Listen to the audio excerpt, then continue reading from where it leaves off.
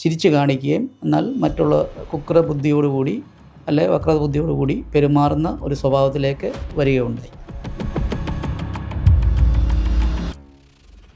പുള്ളി ഇവിടെ വാടകയ്ക്ക് പലയിടത്തും താമസിച്ചു, ചങ്ങനാശ്ശേരി ടൗണിനോടനുബന്ധിച്ച്. എന്നിട്ട് പലരോടും ഇതുപോലെ എൻ്റെ കയ്യിൽ ആൾക്കാർ കൂട്ടായ്മയ്ക്ക് വരുന്നുണ്ട്, പലരും സാമ്പത്തികമായിട്ട് വളരെ വിഷമത്തിലുള്ളവരെ അവരെ സഹായിക്കണമെന്ന് പറഞ്ഞാണ് പുള്ളി പലരെയും സമീപിക്കുകയും സഹായം അവരുടെ പേരിലാണ് കൈപ്പറ്റിക്കൊണ്ടിരുന്നത്. പുള്ളി പിന്നെ മാസത്തിൽ 15 ദിവസവും വിദേശ രാജ്യങ്ങളിൽ വിസ എടുത്ത് പോയി അവിടെ പുള്ളിയുടെ ശുശ്രൂഷ വ്യാപരിപ്പിക്കുകയായിരുന്നു.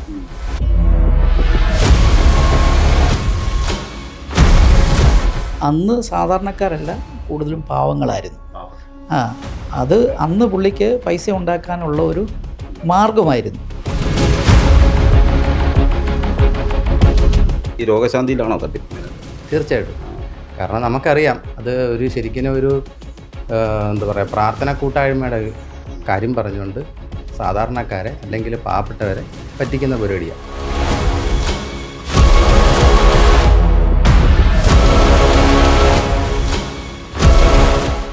നമസ്കാരം. ആത്മീയതയുടെ മറവിൽ തട്ടിപ്പ് നടത്തുന്ന സജിത് ജോസഫ് എന്നയാൾക്കെതിരെ മറുനാടൻ മലയാളിയാണ് വാർത്ത പുറത്തു കൊണ്ടുവന്നത്. ഇപ്പോൾ ഇയാൾ പരുന്തൻപാറയിൽ പണിയുന്ന അനധികൃതമായ കെട്ടിടം നിർമ്മിക്കുന്നതിനെതിരെയുള്ള അന്വേഷണം നടന്നു വരികയാണ്. കോട്ടയം ചങ്ങനാശ്ശേരിയിലെ ഒരു പ്രാർത്ഥനാ കേന്ദ്രമായാണ് സജിത് ജോസഫിൻ്റെ തുടക്കം. ഇപ്പോൾ കോടിക്കണക്കിന് രൂപയാണ് ഇയാൾ സമ്പാദിച്ചത്.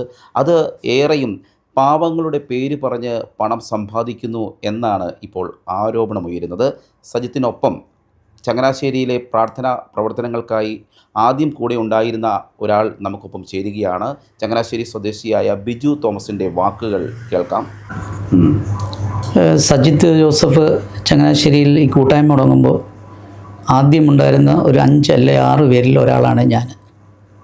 അന്ന് പുള്ളി സാമ്പത്തികമായിട്ട് എന്താണെന്ന് ചോദിച്ചാൽ ഒന്നുമില്ലാത്ത ഒരു സാഹചര്യത്തിലാണ് ഇവിടെ വന്നത്. അന്ന് വന്ന് കൂട്ടായ്മ തുടങ്ങുകയും എടുക്കുകയും ഒരു വളരെ കുറച്ച് നാളുകൾക്കുള്ളിൽ തന്നെ പുള്ളിക്ക് പെട്ടെന്ന് സ്വഭാവത്തിലൊക്കെ മാറ്റമായി. ആത്മീയമൊക്കെ വിട്ട് പലരെയും പുള്ളി ഒഴിവാക്കുകയും വേണ്ടാത്ത പല സപ്പോർട്ടുകളിൽ പുള്ളി എന്ന് വെച്ച് കഴിഞ്ഞാൽ ഇപ്പം നാട്ടിലുള്ള രീതിയിലുള്ള ആൾക്കാരുടെ പിന്തുണയോടുകൂടി ഈ ആരാധനയെ മുമ്പോട്ട് കൊണ്ടുപോകാനും പലരെ സ്റ്റേജിൽ കയറ്റി നിർത്തി ഇയാൾ ഇത്ര കേസിലെ പ്രതിയായിരുന്നു, ഇപ്പം നമ്മളോട് കൂടെ ഉണ്ട് എന്നൊക്കെ രീതിയിൽ ആൾക്കാരെ നിർത്തുകയും പുള്ളിക്കിഷ്ടമല്ലാത്തവരെ ഒരു നേരിട്ട് ഇവരെ കൊണ്ട് പറയിപ്പിക്കുകയും നിങ്ങളിനി ഇവിടെ വരാൻ പാടില്ല, നിങ്ങൾ ഇതിനെപ്പറ്റി ഒന്നും ചോദിക്കാനോ പുറത്ത് പറയാനോ പാടില്ല എന്നുള്ള രീതിയിലേക്ക് പുള്ളിയെ ചിരിച്ചു കാണിക്കുകയും എന്നാൽ മറ്റുള്ള കുക്ര ബുദ്ധിയോടുകൂടി അല്ലെ വക്രത ബുദ്ധിയോടുകൂടി പെരുമാറുന്ന ഒരു സ്വഭാവത്തിലേക്ക് വരികയുണ്ടായി. അന്നത്തെ സാമ്പത്തിക നിലയൊക്കെ എങ്ങനെയായിരുന്നു ഇവിടെ വന്നപ്പോൾ? അന്നത്തെ സാമ്പത്തിക നില എന്താണെന്ന് ചോദിച്ചു കഴിഞ്ഞാൽ ഒരു 4 പേരില്ലാതെ പുള്ളി യാത്ര ചെയ്യത്തില്ല. കാരണം തെള്ളിയ സ്റ്റാർട്ടാക്കുന്ന ഒരു വണ്ടിയായിരുന്നു പുള്ളിക്ക് ആദ്യം ഉണ്ടായിരുന്നത്. കാരണം ആ വണ്ടി എവിടെയെങ്കിലും ബ്രേക്ക് ഡൗൺ ആയാൽ തെള്ളിയെടുത്തൊക്കെ വേണമായിരുന്നു പോകുവാൻ. അതുപോലെ മോശമായ കണ്ടീഷനിലുള്ള ആരെങ്കിലും സഹായിച്ചു കൊടുത്തിട്ടുള്ള ഒരു വണ്ടിയായിരുന്നു. വളരെ ചുരുക്കമായ ആൾക്കാരെ പുള്ളി കൂടെ ഉണ്ടായിരുന്നുള്ളൂ അന്ന്. അത് കഴിഞ്ഞ് സാമ്പത്തികമൊക്കെ ആകാൻ തുടങ്ങിയപ്പോൾ പുതിയ വണ്ടികളുണ്ടാകാനും അന്ന് വീടെന്ന് പറയുന്നത് സ്വന്തമായിട്ടൊന്നും ഇല്ലായിരുന്നു.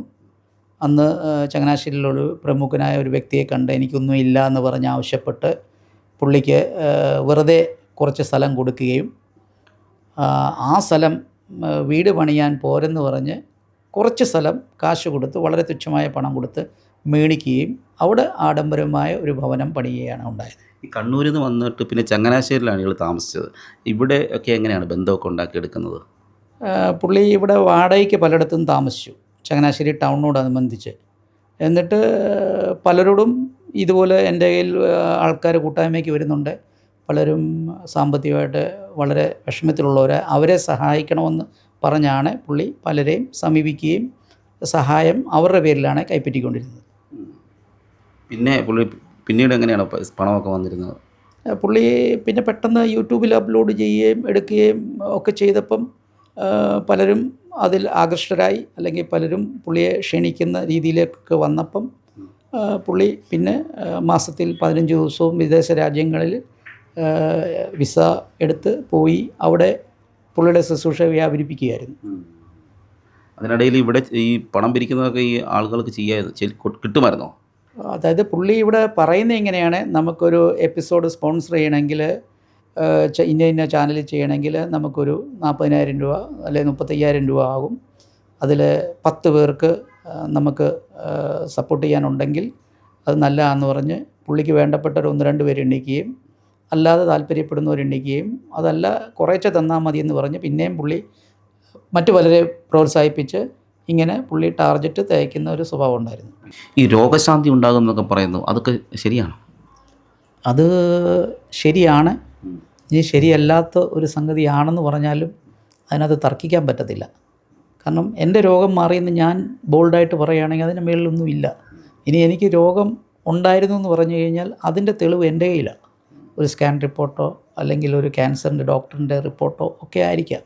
അപ്പോൾ അത് ഞാൻ പ്രാർത്ഥനയിൽ വന്നാൽ എനിക്ക് സൗഖ്യമായാൽ ഞാൻ പറയാം എനിക്ക് സൗഖ്യമായെന്ന് പറഞ്ഞാൽ അത് അങ്ങനെ തന്നെ അംഗീകരിച്ചേ പറ്റത്തുള്ളൂ. പിന്നെ ഇതിലൊക്കെ ഉപരി ആത്മീയം എന്ന് പറയുന്ന ദൈവത്തിൽ വിശ്വസിക്കുന്നവർക്ക് വേണ്ടി വ്യാപരിക്കുന്ന അളവറ്റ ശക്തിയുടെ വലുപ്പം എന്താണെന്ന് അറിഞ്ഞിട്ട് വരുന്നവർക്ക് സൗഖ്യം ഉണ്ടാകും.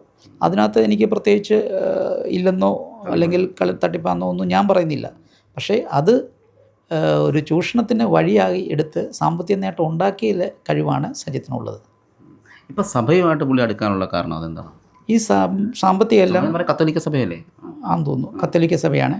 ഈ സാമ്പത്തികം സംരക്ഷിക്കപ്പെടാൻ വേണ്ടി മാത്രം പുള്ളി പെട്ടെന്ന് ചാടിക്കയറി സഭയിലായതാണ്. കാരണം ഈ പുള്ളി ഉണ്ടാക്കി വെച്ച നീതിയുക്തമല്ലാത്ത സമ്പത്ത് സംരക്ഷിക്കപ്പെടണം.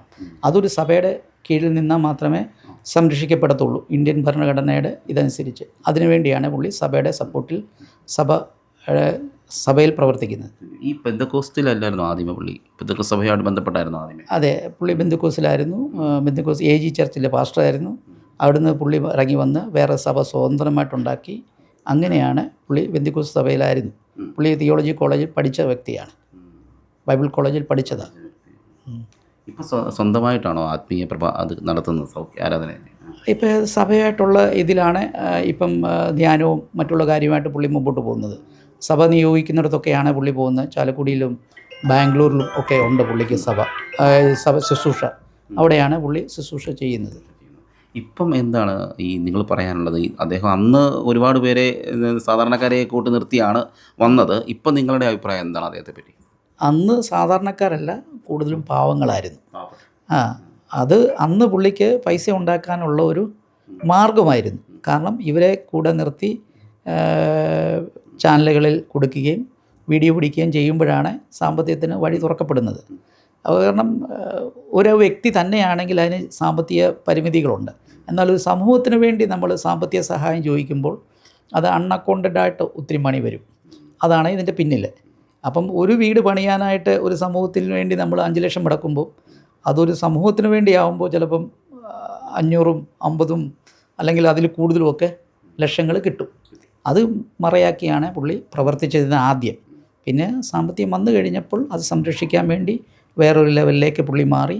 പിന്നെ ഹൈ പ്രൊഫൈൽ ജീവിതവും പിന്നെ സാമ്പത്തിക ഉന്നത നിലവാരത്തിലുള്ളവരെ മാത്രം കൂടെ നിർത്തി പുള്ളി ഇപ്പം ആത്മീയമായിട്ട് മുമ്പോട്ട് പോവുക. പുള്ളിക്ക് സാമ്പത്തികമായി കഴിഞ്ഞപ്പോൾ പരുന്തുംപാറയിൽ പണം തിരിക്കുന്നത് പുള്ളിയെ കാണാൻ വരുന്ന ഏകദേശം 450 പേരുണ്ടെന്ന് പുള്ളി എന്നോട് പറഞ്ഞു. ആ 450 പേർക്ക് വിശ്രമിക്കാനായിട്ട് പലരോടും കടം മേടിച്ചാണ് അവിടെ പണം തേക്കുന്നത്. എന്നാൽ പുള്ളിയുടെ തുടക്കകാലത്തുണ്ടായിരുന്ന സാമ്പത്തികമായി പിന്നോക്കം നിന്ന ആൾക്കാരെ എല്ലാം ഉപേക്ഷിച്ചു. പിന്നീടാണ് സാമ്പത്തികമായി ഉയർന്ന നിലവാരത്തിലുള്ളവർക്ക് വിശ്രമിക്കാൻ വേണ്ടി കണ്ടുപിടിച്ച സ്ഥലം. അപ്പോൾ ഇതെല്ലാം പാവങ്ങളുടെ പേരിൽ ഉണ്ടാക്കിയ കാശ് അവിടെ വേറെ രീതിയിൽ വിനിയോഗിച്ച് വേറെ സാമ്പത്തികമായ ഉന്നത നിലവാരത്തിലുള്ളവരെ കൂടെ കൂട്ടി അത് മുമ്പോട്ട് കൊണ്ടുപോകാൻ ശ്രമിക്കുക.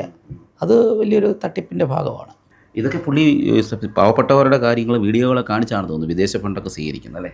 തീർച്ചയായിട്ടും പാവങ്ങളുടെ കാര്യം പറഞ്ഞും ആ വെള്ളപ്പൊക്ക സമയത്ത് 350 കുടുംബം ഉണ്ടെന്നും പറഞ്ഞും അവർക്കെല്ലാം ഒന്നുമില്ല നഷ്ടപ്പെട്ടവരാണെന്നും പറഞ്ഞ് അവരുടെ നഷ്ടങ്ങൾ നോക്കി കൊടുത്തത് അല്ല, ഒരു വ്യക്തിക്ക് കൊടുത്ത സഹായമല്ല. അപ്പം 350 കുടുംബത്തിന് കൊടുത്ത സഹായം മൊത്തം നമ്മൾ പേഴ്സണൽ ആവശ്യത്തിന് വേണ്ടി അടിച്ചു മാറ്റിയ ഒരു രീതിയാണ് കാണുന്നത്. അത് പുള്ളിയുടെ ഭാര്യയുടെ പേരിലുള്ള ഫെഡറൽ ബാങ്ക് അക്കൗണ്ടിലേക്കാണ് ഈ തുക മൊത്തം വരുത്തിയത്. ആ തുക അന്നത്തെ സമയത്തെ പീരീഡ് വെച്ച് നോക്കിയാൽ അതിനു മുമ്പ് പുള്ളിക്ക് കടവുണ്ടായിരുന്നുള്ളൂ. പെട്ടെന്ന് ഈ കടവെല്ലാം മാറി ഇത്ര കോടാനുകോടി രൂപ എങ്ങനെയാണ് വന്നതെന്നുള്ളത് വെരിഫൈ ചെയ്താൽ അറിയാവുന്നുള്ള കാര്യമേ ഉള്ളൂ. ഞാൻ ബിചേട്ടൻ്റെ സുഹൃത്താണ്. ഇത് തുടക്കകാലത്ത് ഞാനും ഈ പറഞ്ഞ മാതിരി കൂട്ടായ്മയിൽ പോയിട്ടുള്ളൊരു വ്യക്തിയാണ്. പിന്നെ ഇത് 1-2 തവണ ഞാൻ ചെന്നിട്ടുണ്ട്. ചെന്ന സമയത്ത് തന്നെ എനിക്ക് തോന്നി ഇതൊരു തട്ടിപ്പായിട്ടാണ് എനിക്ക് തോന്നിയത്. പക്ഷേ പിന്നീട് അവിടുന്ന് ഈ പറഞ്ഞ ടവറിൽ നിന്ന് പുള്ളി മാറി. പിന്നെ എനിക്ക് തോന്നുന്നു കുരിശുമൂട്ടിലോട്ടോ അങ്ങ് മറ്റു സ്ഥലത്തോട്ടൊക്കെ പുള്ളി വ്യാപിച്ചു. അവിടെയാണ് പുള്ളി പിന്നെ തുടക്കം ആയത്. അങ്ങനെ എനിക്ക് ഇത് ഞങ്ങൾ പലപ്പോഴും പറഞ്ഞിട്ടുണ്ട്. പിന്നെയും ഈ പറഞ്ഞ മാതിരി ബിചേട്ടൻ ഇതിപ്പോൾ പലപ്പോഴും പോയിട്ടുണ്ട്. അപ്പോൾ ബിചേട്ടനോട് ഞാൻ പറഞ്ഞിട്ടുമുണ്ട്, ബിചേട്ടാ ഇത് തട്ടിപ്പ് പരിപാടിയാണ്. കാരണം നമുക്കതിനകത്ത് ആ ശുശ്രൂഷയിൽ പങ്കെടുത്തപ്പോൾ തന്നെ നമുക്ക് മനസ്സിലാക്കിയ ഒരു കാര്യമാണ് ഇത് തട്ടിപ്പാന്നുള്ളത്. ഈ രോഗശാന്തിയിലാണോ തട്ടിപ്പ് മെയിനായിട്ട്? തീർച്ചയായിട്ടും. കാരണം നമുക്കറിയാം അത് ഒരു ശരിക്കും ഒരു എന്താ പറയുക, പ്രാർത്ഥന കൂട്ടായ്മയുടെ കാര്യം പറഞ്ഞുകൊണ്ട് സാധാരണക്കാരെ അല്ലെങ്കിൽ പാവപ്പെട്ടവരെ പറ്റിക്കുന്ന പരിപാടിയാണ്. ഇതാണ് നടന്നുകൊണ്ടിരുന്നത്. ഞാൻ പലപ്പോഴും ശ്രദ്ധിച്ചിട്ടുള്ള കാര്യമാണ്. പക്ഷേ ആൾക്കാർ പിന്നെയും അവരുടെ പ്രശ്നങ്ങൾ പരിഹരിക്കാമെന്നുള്ള ധാരണയിൽ പിള്ളേരെ പഠിപ്പിക്കാനും അല്ലെങ്കിൽ അവരുടെ കാര്യങ്ങൾ നടക്കാനും ഒക്കെ ആയിട്ടുള്ള രീതിയിൽ രോഗങ്ങൾക്ക് ശമനം കിട്ടും എന്നൊക്കെയുള്ള രീതിയിലാണ് അവിടെ പ്രാർത്ഥനയിൽ പങ്കെടുക്കാനും എടുക്കാനും എല്ലാവരും പോകുന്നത്. ചൂഷണം ചെയ്യുമോ? അതെ, തീർച്ചയായിട്ടും ചൂഷണം തന്നെ. അത് ഈ കത്തോലിക്ക സഭയൊക്കെ ആയിട്ട് ഇത് അടുക്കുന്നു എന്നൊക്കെ പറയുന്നുണ്ട്. എന്ന് വെച്ചാൽ അതിന് ഒരു അല്ലെ അതിൻ്റെ സുവിശേഷമൊക്കെ ആയിട്ടോ? അതെ. അതായത് ഏതൊരു വ്യക്തിയും വിശ്വസിക്കുന്ന രീതിയിലുള്ള സംസാരവും രീതികളുമാണ് പുള്ളിയുടെ ഭാഗത്തുനിന്ന് ഉണ്ടാകുന്നത്. ഇപ്പോൾ കത്തോലിക്ക സഭയൊക്കെ ആയിട്ട് പുള്ളി ഒരു അടുത്താണ് നിൽക്കുന്നത്. കുറച്ചും കൂടി മറ്റുള്ളവർക്ക് വിശ്വസനീയമായി തോന്നാൻ വേണ്ടിയിട്ടാണ് ഇങ്ങനെയൊക്കെ രീതിയിൽ പ്രവർത്തിക്കുന്നത്. വളരെ ചുരുങ്ങിയ കാലയളവിലാണ് സജിത് ജോസഫ് ഇത്തരത്തിൽ അനധികൃതമായ സ്വത്ത് സമ്പാദിച്ചത്. ആത്മീയതയുടെ മറവിൽ സാധാരണക്കാരെ പറ്റിച്ചുകൊണ്ട് ഇദ്ദേഹം ഫാം ഹൗസുകളും അനധികൃതമായ റിസോർട്ടുകളുമൊക്കെ പണിയുകയാണ്. അതിൽ ഇപ്പോൾ ആരോപണം ശക്തമായിരിക്കുകയാണ്. ജിതിനൊപ്പം CR ശ്യാം, മറുനാടൻ മലയാളി, കോട്ടയം.